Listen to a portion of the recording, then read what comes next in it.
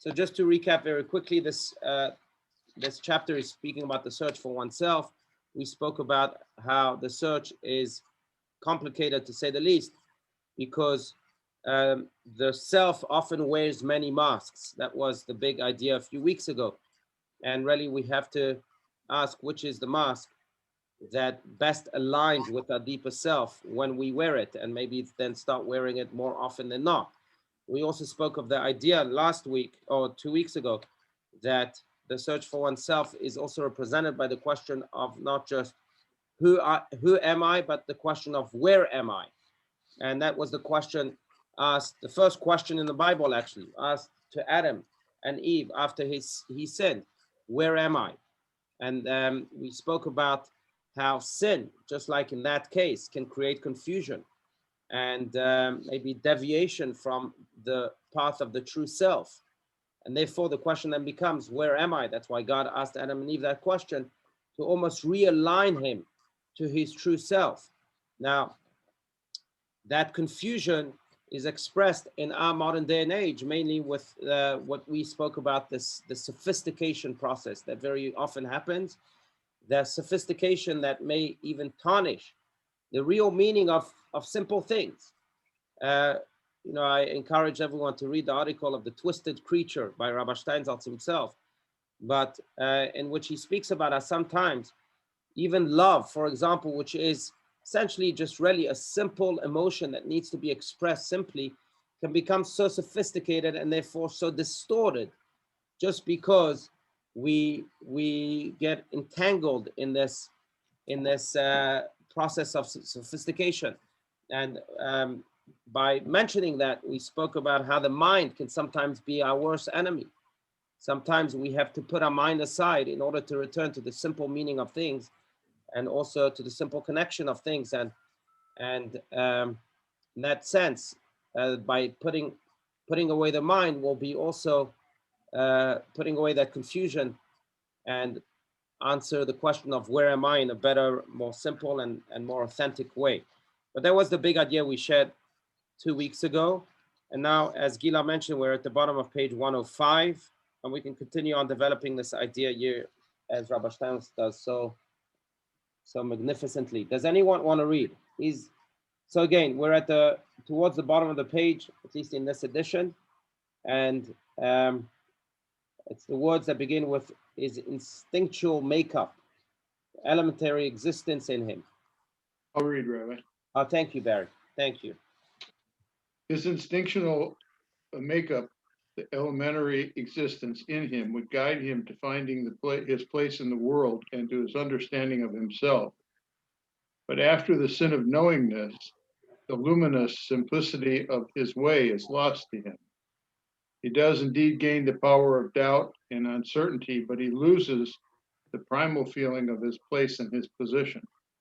And therefore the questions, it is the one question really, with which a man begins, are not the one he might have dared to ask in purity. Where am I? Where am I going? What am I doing?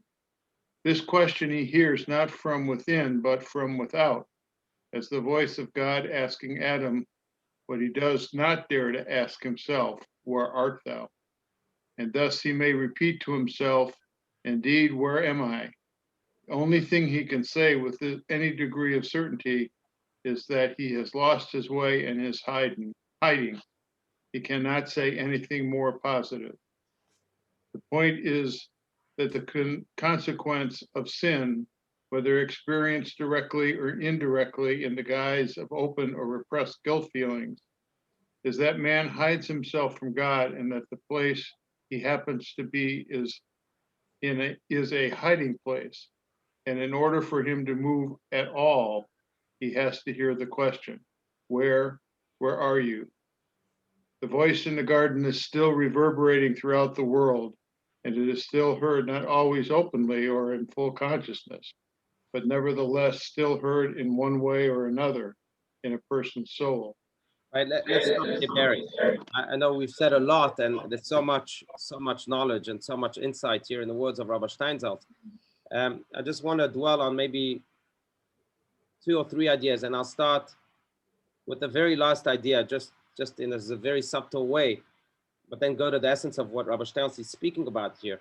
It's interesting that, Rabbi Steinsaltz says, yet the voice of God is still reverberating in our world. Indeed, when God says something, since God is eternal, therefore his words are eternal. And he may have said asked the question to Adam of where are you? But since God is the one who said it, that question remains. Is eternal, just like God is. His voice is eternal, his words are eternal. Now, and our soul responds to it in one way or another, knowingly or unknowingly. I think this points to the general idea, and that's really not the point of his words, but it's something to chew on. And that's the general idea that we as human beings respond to things that we are not even aware we are responding to, that we are not even aware exist. And this idea really relates to the very essential definition of the human being. And the human being is not just a body, but the human being is a soul. And the soul lives in its own world, has its own existence. The soul responds to soulful things. Many of those soulful things, our body, our ears cannot hear, but our soul does. And those things sometimes include voices of God that were left here in this world, or that still reverberate in this world from the beginning of creation. Maybe that explains why sometimes we feel this unrest inside. We don't know where it's from. After all, our life is going well. But it comes from this big idea here that Rabbi Steinsaltz just threw on us. And that is that the soul responds to things that are in this world that maybe are unbeknownst to us. And we have to then ask the question of, well, what is the soul and what is it seeking? And what are these voices? There's something greater than just having a fixed life with a fixed schedule and a fixed home and a fixed car and a fixed family and a fixed whatever it is, to really live life purposefully and meaningfully. There's a soul that lives in its own world that is responding to voices that sometimes we are not even aware of. That's one big idea that's not part of the search for oneself necessarily here, of the theme, but it's certainly something that we ought to chew on. Number two, what the words that Barry was saying, was reciting you from Rabbi Steinsaltz's book, and that is that the question of where am I is a question that we ought to answer really almost every day of our lives. Now, sometimes, and that's the idea again, sometimes we won't be able to answer this question. And sometimes the only answer we can give this question is that I don't know where I am. All I know is that I don't know where I am. That's all I know. I know that I'm lost. I know that I'm confused, but I don't know where I am.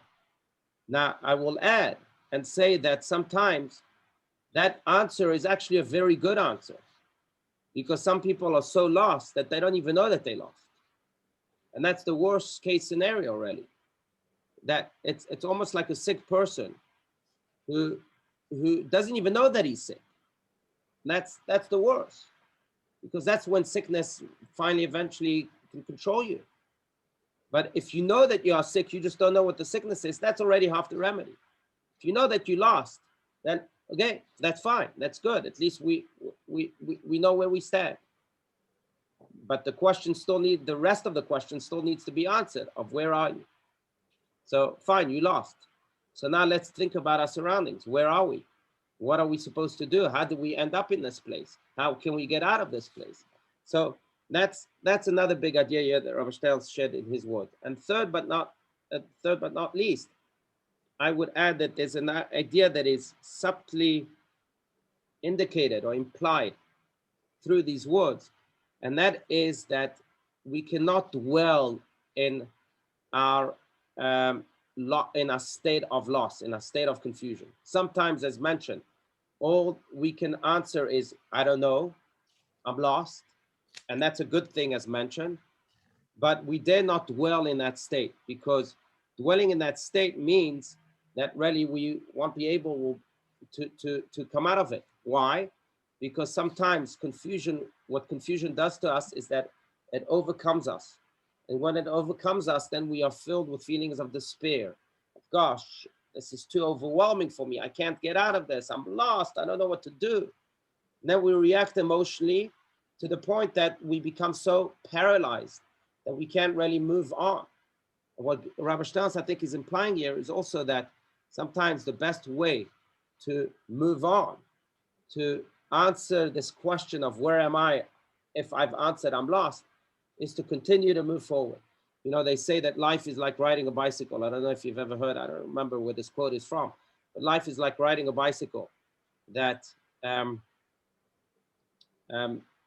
think the quote is that as long as you are moving, you can maintain your balance as long as you're moving forward. In life, you can maintain your balance as long as you're moving forward, just like a bicycle, right? If the only way you can't fall off a bicycle is if you're moving forward. If you stop, that's when the bicycle makes you lose your balance. So in a way, sometimes we have to ask ourselves, we're riding this bicycle. We have to ask ourselves, where are we? And we say, okay, we lost. We fell off the bicycle. Fine, so get back on and move on. Because otherwise, again, you'll continue to lose your balance more and more and more, and that will create utter confusion. And the only way is really this move forward. Almost like what God told the Jewish people standing in front of the Red Sea. Move forward. Move forward, and then the sea will split. But that's the only way sometimes we can maintain our balance. Yes, Diana, I saw you were raising your hand. Just laughing because I understand that. And when I'm riding a bike on flat land, I can do all those things that you're talking about. But when I'm going uphill or downhill, which is where we often are, I don't keep my balance. Right. Sometimes going too fast also can make you lose your balance. You're right. Fast. I can go fast. I just can't go uphill. Uphill we also. used to do Tempe Butte. When I was in college, we did Tempe Butte, you know, the little mountain with the T on the top. Yeah. We would ride up that mountain. You know? I see. That's hard. That's difficult. But again, that's the danger of climbing upward. No, it points to a good idea. The danger of climbing upward and losing your balance when you do that on a bicycle is that maybe because the climb upward because it's climbing, it makes you go slower. Going slowly is also not good. Going too fast as if you were going, you know, in a descent, it's also not good. You have to have the right speed when you move through life. Not easy. Yeah, it's not easy, but that's a good point. It's an excellent point. You know, to connect this to a Kabbalistic idea, it's interesting because the prophet Ezekiel speaks about the main difference between human beings and angels. And Ezekiel calls the human being Mehalech. The angel is called Omed. And the verse exactly is V'natati lecha mehalchim ben ha'omdim ha'eleh, which means I will place walkers in front of those who stand, or in between those who stand. And the commentaries mention that the ones that are called walkers, the ones who walk, are human beings. The ones who stand are angels. Now, angels are static. They stand in one spot. Human beings walk. That's who we are in essence, according to the prophet again. Now, what does it mean that we walk? The only way we can actualize ourselves as human beings, of course, each in our own way, is to walk, is to progress forward. I know that in life, sometimes we are told the opposite, and society preaches very often the opposite. Stop walking. You should find, serenity and peace and quiet, and stop going and moving forward, and so on. Now, it's true, we shouldn't move forward too quick, right? Like in a descent, like Diana was speaking about. But on the other hand, being in the state of not walking creates its own spiritual diseases. And it sometimes causes us, spiritually at least, to lose our balance too. And therefore, human beings are called ma'alech, to remind ourselves that it is our duty to walk. And when we walk indeed, when we move forward, then we can maintain our balance. Otherwise, again, you know, in Italy, I lived in Italy for a year. And in Italy, I believe until today, they start the work week on Monday afternoon, not on Monday morning. Now, I know Italians love to vacation all the time. There's a strike there every week for another stupid reason each time. But they say that they start the work week on Monday afternoon instead of Monday morning, because on Monday morning, they need a vacation from the vacation of Sunday. So, And I'm thinking about this because very often, sometimes when you come to a stall and you say, okay, I'm not going to mahalech, I'm going to stop, it causes its own problems. And then you need a vacation for the vacation. So really the mahalech state is really the ideal state for each and every one of us, to keep moving. Asking where are you is important, but don't get lost in the where are you. Keep moving forward. Yes, Mark. Yeah, quick question. One, if Adam and Eve did not commit the sin, Right. would they be similar to angels? And that's one piece of it.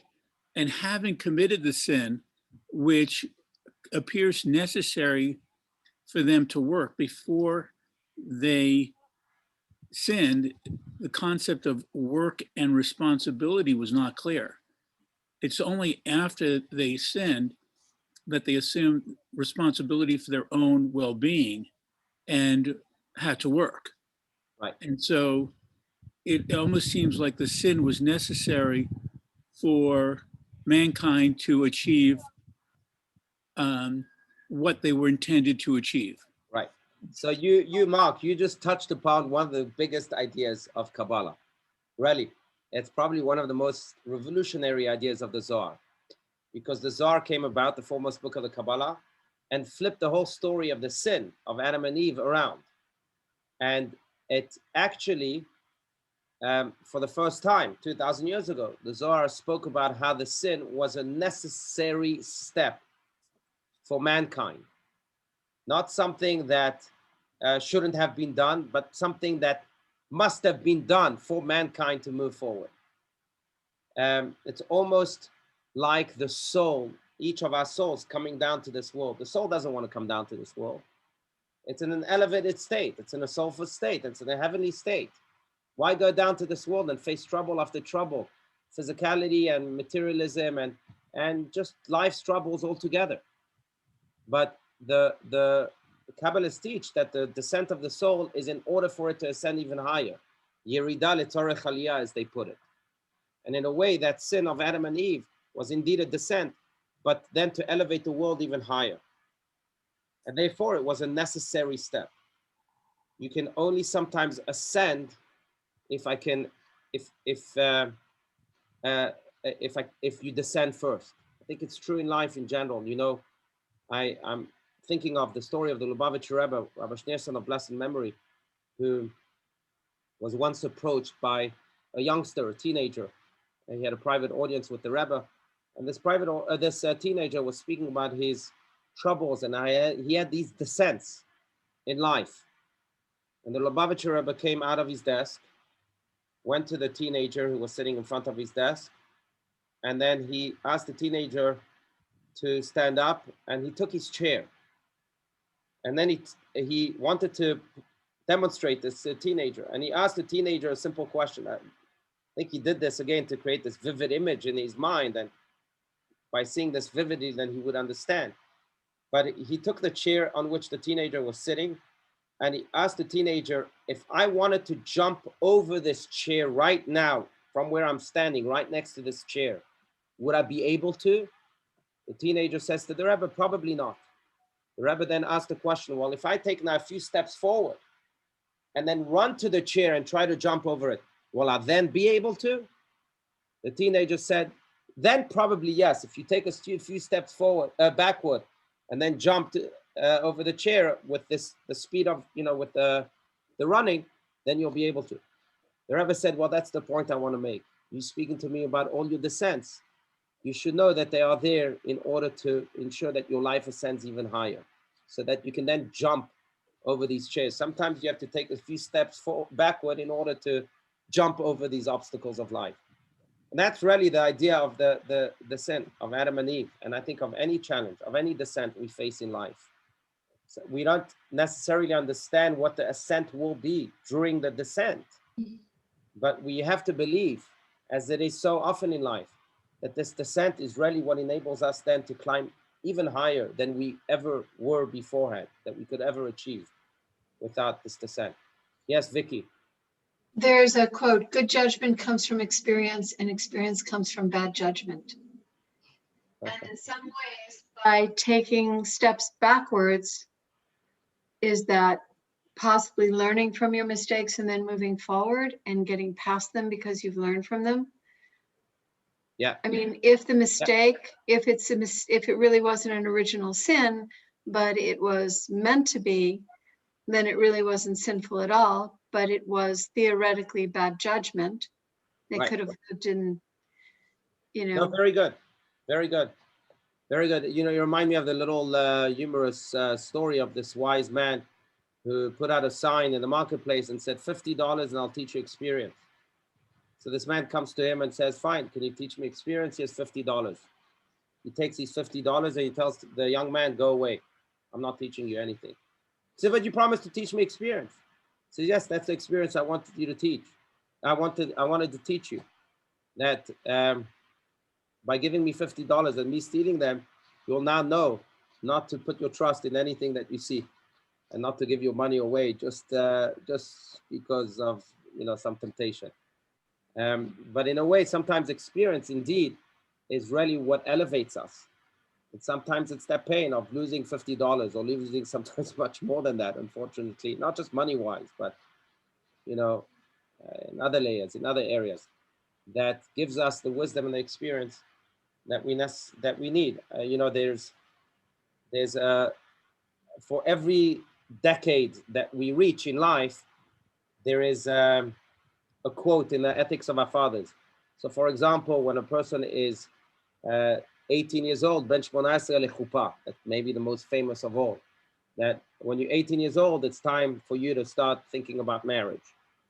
Anyway, Ben 30 lekoach, when a person is 30 years old, then he reaches the age of strength, and maybe physical strength more than emotional strength.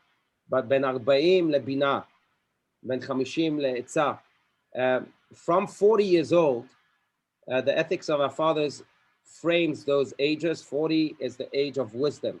50 is the age, of advice. 80 is the age of gvura, of heroism, emotional heroism. And I think from 40 onwards, you reach the state of experience. And therefore, the Ethics of Our Fathers gives us all these different themes for those different ages. But what they all have in common is that from 40 onwards, you have the experience that then expands your horizons, expands your intellect. And again, up until the age of 40, you don't really live life really with all of its fluctuations. From the age of 40 onwards, maybe that's when you start experiencing fluctuations. But specifically because of that, you reach a level of intellectual maturity and maybe even spiritual maturity, as explained by the Ethics of Our Fathers, much more than in your younger ages. It's those descents, again, that lead us to those ascents. And it's the perseverance that we have moving forward, riding your bicycle forward, that enables us really to then reach those levels. Yeah. Rabbi? Yes, Gila. Do you mind? Yeah, Before we leave this page 105, which really asks probably the most fundamental question of our life, which is what happened in the Garden of Eden. And so my question relates to, before we leave this topic, and move on into how we can apply some of these concepts. Did Eve have free will at the moment that the nachash, that the snake offered her the apple? If not, as last week Mark asked the question, for this, they were connected to God, everything was great, there was no responsibility, no work, everything was beautiful, they were in Gan Eden. Did the snake, which again could be metaphorically expressed in our world today, deception, Genevat Hadat, the stealing of thought, did Eve, now, and the word sin as well is a massive word associated with what happened in the Garden of Eden. First of all, did Eve have free will before she had knowledge? Because if she didn't have free will, then she could not have sinned or made a mistake. So, and did the snake literally, was the intention for the snake to be more symbolic than anything else? Because the snake literally stole, from the Hebrew word gnevat hadat, where, the sources of, is that an example? And her choice to eat and offer it to her husband. And, why did she offer it to her husband? Why did he accept? There's so many, this is like an entire, probably a 20-year project. Yeah. So before we leave this, what can you say to Right. some? So it's a good question. It's a great question. It's a question that's posed. And the question is how you define free will, right? Free will, as we explained, is the freedom to choose between good and bad. But Adam and Eve were not exposed to bad. They were in the Garden of Eden. So they couldn't have had real free will because they didn't even know what bad was. Now, you had the snake, but the snake was not necessarily bad. The snake was the channel to the bad, but the snake itself was not bad. So even if you say, well, they had the snake, they don't really have free will. But I think it refers to a bigger idea. And that is that it's not necessarily, it's almost like Einstein's quote, but maybe I won't quote it because it will confuse us too much. But it's not necessarily the bad that is a danger in this world. It's the temptation for the bad that is the danger in this world. It's the thought that on the other side it's better, that the grass is greener in my neighbor's front lawn. It's not the bad itself. Now, the bad is almost a necessary element in God's creation. There's evil in this world. But it's this fantasy that the bad creates, that, oh, come join us. It's the seduction that is bad. So going back to Adam and Eve, they may have not had the freedom of choice between good and evil, but they did have the seduction, the temptation, which we consider to be the worst, more than bad itself.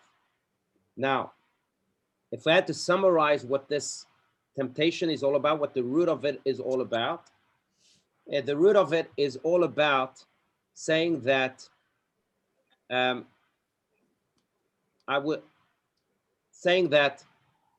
two things. Temptation, I think, maybe is founded on two pillars. One, that your happiness, your purpose is found without and not within. That's number one. So people will say, well, if I had more money and if I had more hair and if I had more whatever it is, then I would be happy or I would live more meaningfully. Then that in of itself is what temptation is. And that's therefore extremely dangerous. But I think number two, maybe more profoundly, is that the other pillar of temptation, which is again worse than bad itself, is this idea that God's blessings don't exist in your world. They only exist if you come out of your world. This blindness to that which God gave you in the here and now. There's a great exchange, very emotional exchange. Speaking of the Lubavitcher Rebbe, between the Lubavitcher Rebbe and this woman who came complaining to him. There were many exchanges like this. Of course, the Rebbe would receive the complaints of thousands of people, maybe on a daily basis. And there's many stories. One story is about a woman who complained about her children. And it's connected to this. Children were rebellious, and the children this, and the children that. And the Rebbe responded, the Rebbe, by the way, who was childless, responded to this lady, from your words, I understand that you were blessed enough to have children, and you're complaining to me. Now, this is coming from a man who was childless. So sometimes it's just a shift of perspective. But again, there's another story about a woman who was complaining to the Rebbe. And the Rebbe responded as follows. I want to juxtapose to you two different people. One is Adam in the Garden of Eden, and one is a Jew in a concentration camp. Adam in the Garden of Eden had everything. He was the biggest real estate owner in the world. He had everything. Yet the Nachash, the snake, came and spoke to him of this thing that he did not have. And he became obsessed with that temptation. Now juxtapose Adam in this state to a Jew in the concentration camps.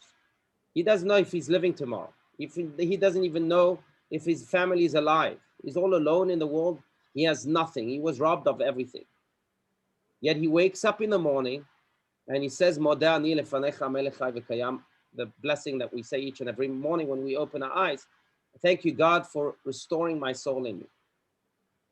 And the Rebbe concludes this letter by saying, you see, Adam and Eve had everything, yet they had nothing. This man in the concentration camp had nothing, yet by saying Modeh ani, he exclaimed that he had everything. And he said to her, you know, you're complaining to me about A, B, and C, but remember, you could have everything and have nothing. You could have nothing and have everything. It's all a matter of perspective. And I think that's the root really of that temptation, which is really even worse than bad itself.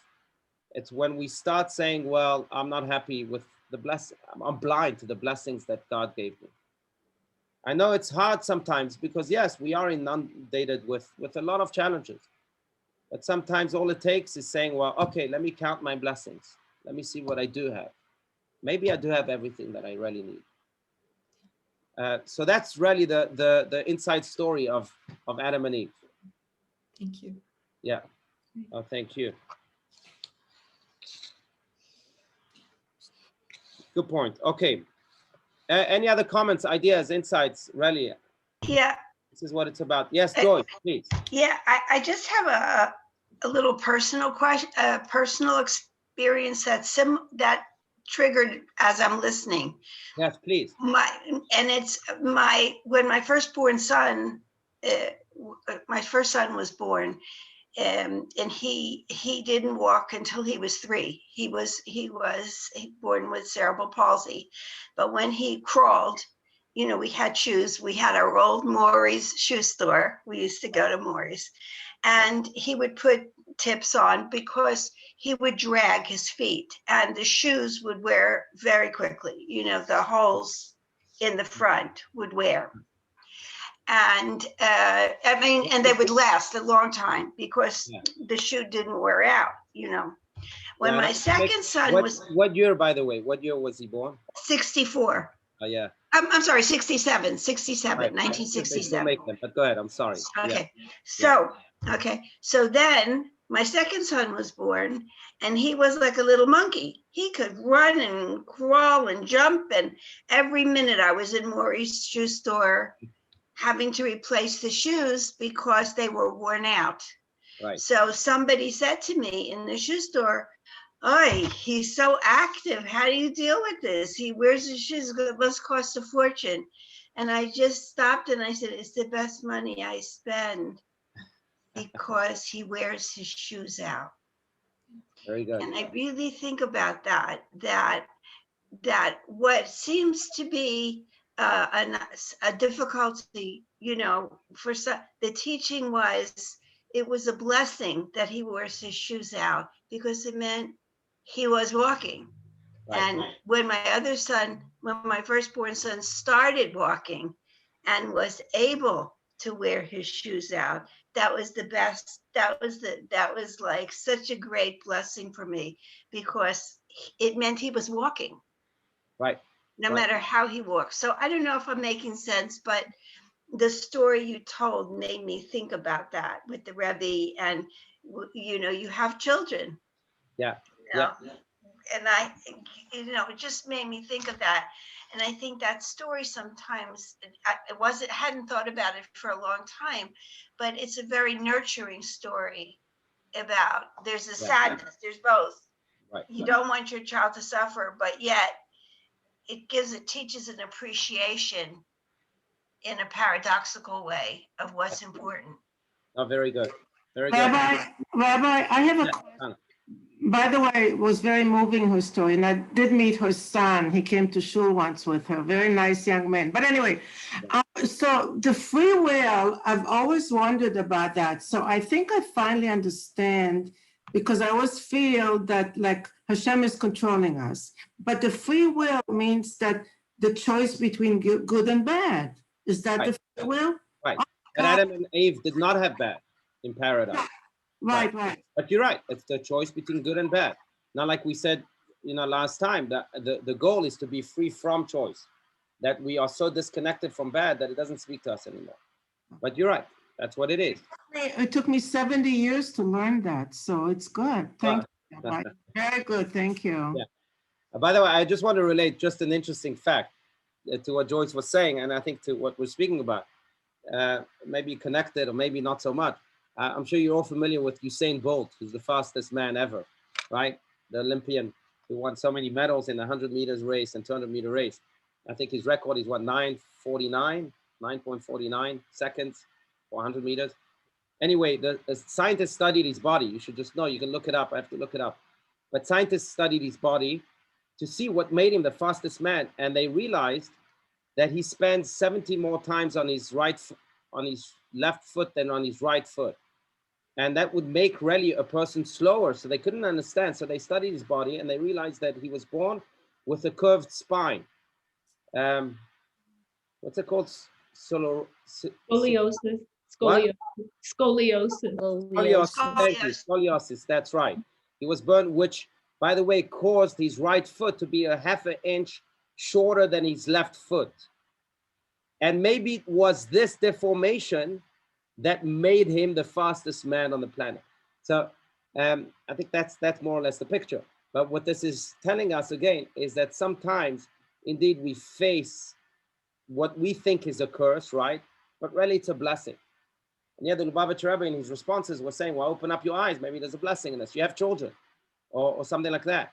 And in a way, that's one way to overcome this temptation that was presented from the beginning of times to Adam and Eve.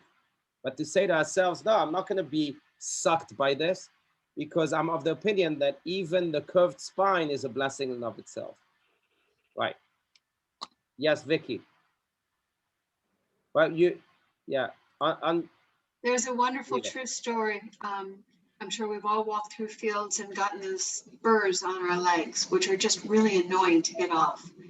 And it's one day a man was walking through, and that's how Velcro got designed. I mean, that's the concept of Velcro, and it fits very well. So something that's really annoying became something that's very popular that everybody loves and uses. And it's the same sort of thing. Take the negative and make it into a positive. Right. One method to approach life in that sense is to ask just one question. I heard this from Rabbi Steinsaltz years ago. And he said, instead of asking, I have a problem, where is my solution? You ask, I have a solution, where is my problem? Now, it's two completely different ways of thinking. But when you say, I have a solution, you're saying is that you're relating to your problems as solutions. Now, let's see how that solution could benefit the problem that might be out there. That's what happened to Velcro. I mean, Post-it notes are like that, right? People, I think the creator of Post-it was wanting to create the most adhering glue, and he ended up creating the least adhering glue. So he said, yeah, I have a solution. Now let me find if there's a market for it. Let me find if there's a problem. But that's really one way of relating to life. So I have a problem, and I might see it as a problem, and experience it as a problem, and be profoundly disturbing to me as a problem. But let me try to look at it as a solution. How can it be a blessing for me, for the world? And then answer the problem that other people have. Maybe there's something in it that can really be an answer for so many people, a solution for so many people. Yeah, good point. All right, let's, if there's no other insight, of course, if there is, please speak up. Otherwise, we can continue here with the paragraph on page 106. Barry, I think you stopped at even when. Yes. Yeah. Why don't you continue? Go for it. All right. Even when one is totally ignorant of the fact, excuse me, hang on a second. The fact that the voice is the voice of God, one can nevertheless frequently hear what it says. Where are you? where am I? The question can be invoked in full consciousness, and on the other hand, can only come to a person not only when he is hiding from God, but even when he does not know that he is hiding from him. The question can present itself to someone hopelessly without aim or purpose, just as it can haunt someone who imagines that everything is clear and understandable to him. To anyone at any time, whatever question may be flung, where are you? Right. And again, it's those voices that our soul hears. You know, there's a great story in the Talmud of Rabbi Yoshua ben Levi, and his peers try to figure out how come he's so great, how come he's so wise, how come he's so holy. And they reached the conclusion that it was thanks to his mother, who would bring him, even when he was a toddler or even a baby, to the house of study, so that he can just absorb the voices that were being studied. And by just that mere, even though he didn't understand, of course, he was an infant, even though he didn't understand the voices, just because of that, he became the great holy sages that he was. Now, in a way, I think that's true, that our soul absorbs all sorts of voices, and it makes an impact. And sometimes we are aware of those voices, sometimes we're not aware of those voices. But I think the more we can train our soul to not just listen to those voices, because it naturally does, but also to adhere to those voices, then the greater we can fulfill our purpose in life, the greatest, you know, of the sage we can become, like Rabbi Yoshua ben Levi. But I would even make the case, and maybe I'm going a little far here, but I would even make the case that what shapes us most in life are the voices that we are not aware of, rather than the voices that we are aware of. Because if we look, I would dare every one of us to look at our lives backwards and see, you know, whether 20 years ago we would, like I'm thinking about myself. Okay, so 20 years ago, if someone would have told me, hey, you will live in 20 years, you'll live in Phoenix and be the rabbi of a community, and you'll have 10 children or whatever it may be, I would say to them, well, you're crazy. That's impossible. But that's how life happens, because somehow our soul learns to follow those voices that we are not even aware of. And it leads us to places, therefore, that we are not even conscious of, or that we can't even fathom. But that's how life works. I think we are impacted by the voices that our souls hear much more than the voices that our bodies hear. Yeah. So the question that remains, are we going to train ourselves, our bodies, to also listen to those voices and to also adhere to them and allow itself to be refined by them? That's the big question.